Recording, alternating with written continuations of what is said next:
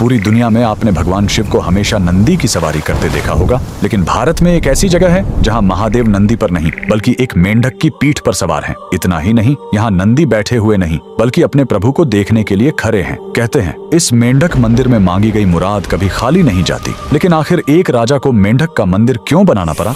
कहानी करीब 200 साल पुरानी है, उत्तर प्रदेश के ऑयल रियासत की। वहाँ के राजा बख्तावर सिंह बहुत प्रतापी थे, लेकिन वो कुदरत के आगे हार चुके थे। उनके राज्य में सूखा पड़ गया था, प्रजा पानी के लिए तड़प रही थी और दूसरी तरफ राजा का अपना आंगन सूना था। उनका कोई पुत्र नहीं था जो आगे चलकर गद्दी संभाल सके। राजा पूरी तरह टूट चुके थे। तभी राज्य में एक महान तांत्रिक का आगमन हुआ। उसने राजा की परेशानी सुनी और एक ऐसा उपाय बताया जिसे सुनकर सब हैरान रह गए। तांत्रिक ने कहा, राजन, ये सामान्य सूखा नहीं है, आपको मंडूक तंत्र का सहारा लेना होगा।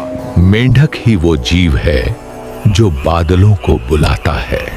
आपको एक ऐसा मंदिर बनवाना होगा जो मेंढक की पीठ पर टिका हो।